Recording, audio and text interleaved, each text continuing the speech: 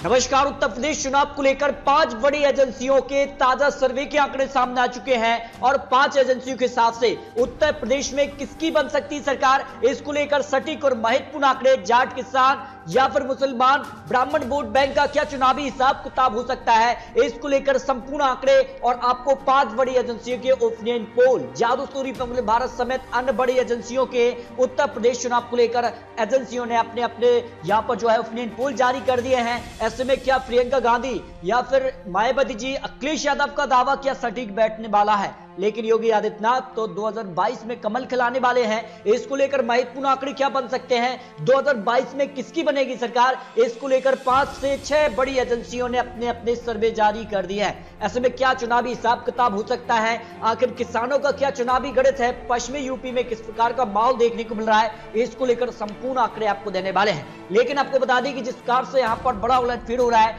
अब कहीं ना कहीं दल बदल की स्थिति देखने को मिल रही है। क्या इसका फायदा समाजवादी पार्टी उठाने वाली है, क्योंकि कुछ बड़े मंत्री समेत बीजेपी के जो नेता थे वो समाजवादी पार्टी ज्वाइन कर गए हैं, लेकिन समाजवादी पार्टी के कुल एमएलसी भी यहां पर बीजेपी ज्वाइन कर गए हैं। ऐसे में अजुद्दीन ओवैसी ने अपने उम्मीदवारों का ऐलान कर दिया है और यहां पर बात की जाए तो पहले और दूसरे चरण के लिए यहां पर उम्मीदवारों की लिस्ट भी जारी हो चुकी है।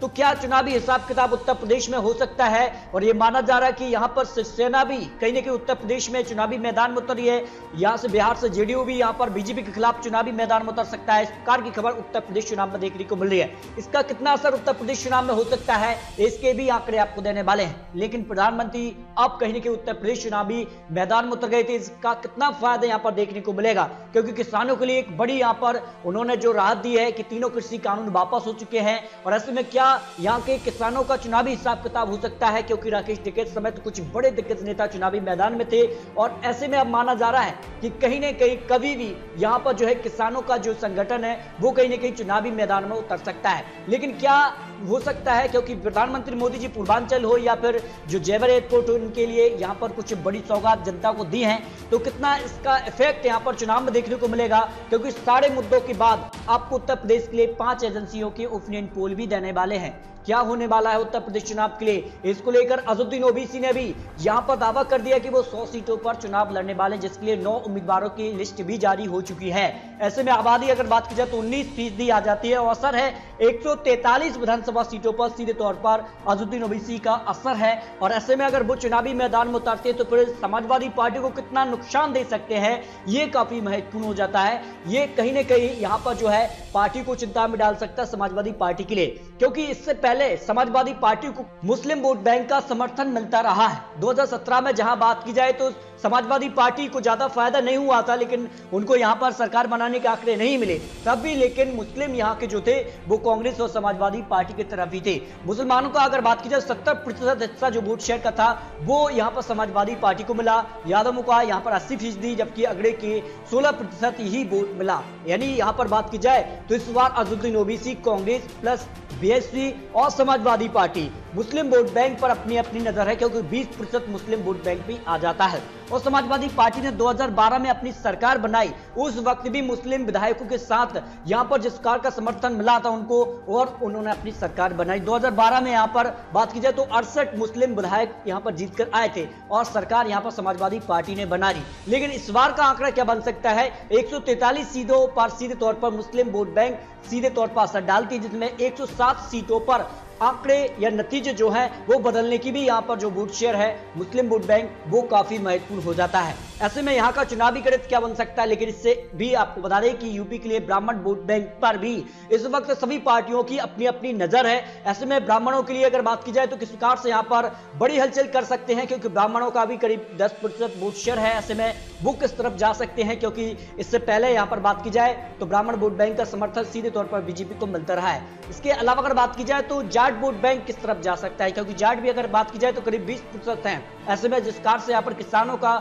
जो एक कह सकते हैं कि संगठन है गन्ना किसानों से रिलेटेड है, और ऐसे में जिस कार का माहौल उत्तर प्रदेश चुनाव में देखने को मिला था, उसके बाद क्या आंकड़ा बन सकता है कि किसानों का प्रभाव 120 विधानसभा सीटों पर है। 2017 में बीजेपी ने 136 सीटों में से 109 विधानसभा सीटें जीती थी, तो उसके पीछे का बड़ा कारण था कि किसानों का सीधे तौर पर समर्थन बीजेपी को 2014 लोकसभा, 2017 विधानसभा चुनाव, 2019 लोकसभा चुनाव में मिला।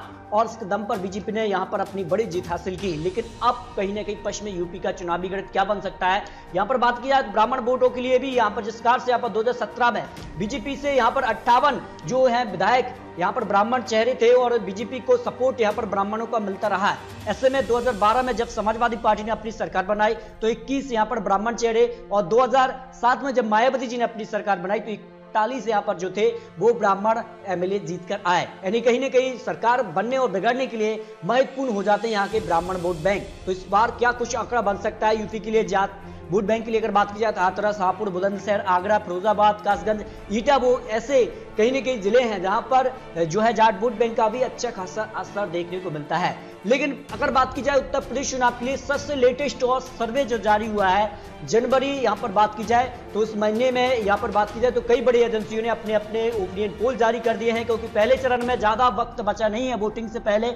ऐसे में अब कहीं न कहीं रिपब्लिक भारत ने अपना नया ओपिनियन पोल जारी किया है। इसमें अगर बात की जाए तो बीजेपी को यहां पर 252 से लेकर 272 सीटें मौजूदा स्थिति दिखाई दे रही है, और यहां पर +3 या माइनस यहां पर वोट शेयर हो सकता है। उस हिसाब से बीजेपी को 235 से लेकर 255 सीटों पर बीजेपी आ सकती है अगर 2% की यहां पर कमी देखने को मिलती है वोट शेयर में, क्योंकि आने वाले वक्त में और हलचल उत्तर प्रदेश चुनाव में देखने को मिलेगी। इसके अलावा अगर 4% की गिरावट बीजेपी को होती है तो फिर 205 से लेकर 215 सीटों पर बीजेपी पहुंच सकती है, ये आंकड़े हैं। जबकि यहां पर बात की जाए अगर 2% की बढ़ोतरी हो जाती है तो फिर ये आंकड़ा जो है वो 300 से लेकर 314 तक पहुंच सकता है उत्तर प्रदेश चुनाव के लिए रिपब्लिक भारत ने जो ओपिनियन पोल जारी किया है। जबकि समाजवादी पार्टी की अगर बात की जाए मौजूदा स्थिति इस वक्त अगर जो आंकड़े रख रहे हैं जो उनके गठबंधन के लिए 111 से लेकर 131 सीटों पर समाजवादी पार्टी पहुंच रही है।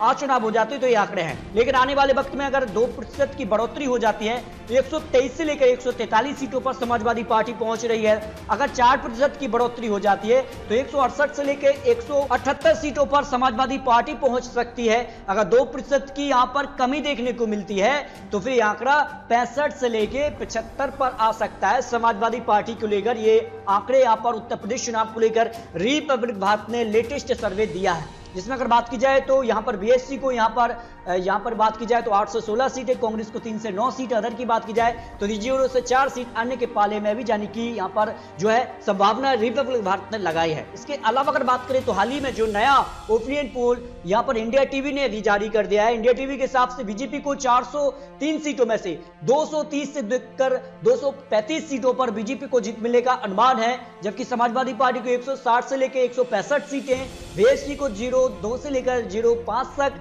जबकि कांग्रेस को 3 से लेकर 7, अन्य की बात की जाए तो 1 से लेकर 3 सीटें अन्य के खाते में जाने की संभावना इंडिया टीवी ने भी लगाई। यानी उत्तर प्रदेश चुनाव में फिर बना सकते हैं योगी आदित्यनाथ सरकार। ये बड़ा यहां पर ओपिनियन पोल निकलकर इंडिया टीवी ने जारी किया इस आंकड़ों के हिसाब से। जबकि नवभारत ओपिनियन पोल से हिसाब से क्या कुछ आंकड़ा बनता नजर आ रहा है।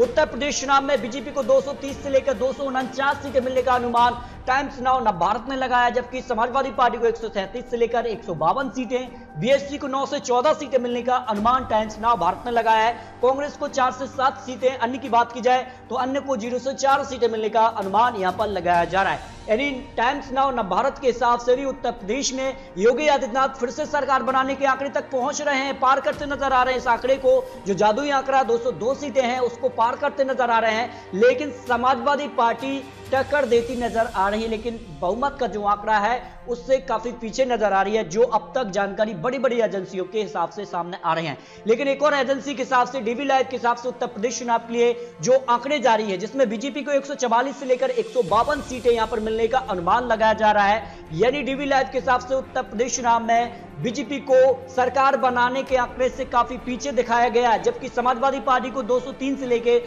211 सीटें यानी बहुमत का आंकड़ा समाजवादी पार्टी को मिलने का अनुमान लगाया जा रहा है। बीएसपी की बात की जाए तो 12 से 20 सीटें, कांग्रेस को लेकर 19 से 27 सीटें, अदर की बात की जाए तो 5 से 13 सीटें मिलने का अनुमान डीवी लैब ने लगाया है। यानी इस एजेंसी के हिसाब से उत्तर प्रदेश में समाजवादी पार्टी की सरकार बनती नजर आ रही है। इसके अलावा हाल ही में जो नया सर्वे 2022 को लेकर जनवरी का सर्वे में सी वोटर ने अपने नए आंकड़े रखे हैं। इसके हिसाब से अगर बात की जाए तो नवंबर, दिसंबर और आज के सर्वे में यानी जनवरी का सर्वे कह रहा है कि 223 से लेकर 235 सीटें बीजेपी को मिलने का अनुमान है। जबकि समाजवादी पार्टी को 145 से लेकर 157 सीटें मिलने का अनुमान समाजवादी पार्टी को सी वोटर ने लगाया है। जबकि बीएसपी की बात की जाए तो 816 सीटें हैं, कांग्रेस को 3 से 7 सीटें, अन्य की बात की जाए तो 4 से 8 सीटें मिलने का अनुमान यहां पर सी वोटर ने लगाया है। यानी सी वोटर के हिसाब से भी उत्तर प्रदेश में योगी आदित्यनाथ की सरकार बरकरार रह सकती है। ये अब तक की 5 बड़ी एजेंसियों के आंकड़े आपको दिखाए हैं। यानी 5 बड़ी एजेंसियों के हिसाब से उत्तर प्रदेश में 4 एजेंसियों ने तो दावा कर दिया है कि बीजेपी की सरकार बरकरार रहेगी, जबकि डीवी लाइव के हिसाब से उत्तर प्रदेश में समाजवादी पार्टी की सरकार आने वाली है। लेकिन आपको बता दें कि ये तो चुनावी आंकड़े, चुनावी अनुमान है। 5 बड़ी एजेंसियों के अपने अपने दावे हैं, अपने अपने आंकड़े हैं, अपने अपने सर्वे के हिसाब से उन्होंने आंकड़े जारी किए हैं। लेकिन आने वाले वक्त में क्या कुछ होता ये तो जनता तय करेगी कि आखिर उत्तर प्रदेश के लिए 403 सीटों में से किसे कितनी सीटें मिलेगी। क्या उत्तर प्रदेश के लिए योगी आदित्यनाथ सरकार बरकरार रहेगी या फिर यहां पर समाजवादी पार्टी अखिलेश यादव की वापसी होने वाली है, ये 10 मार्च को जनता तय कर देगी। तो अपनी राय कमेंट बॉक्स में जरूर रखिए। उत्तर प्रदेश में किसकी बनेगी सरकार। तो मिलते हैं दोस्तों और सटीक और महत्वपूर्ण विश्लेषण के साथ, तब तक के लिए जय हिंद, जय भारत।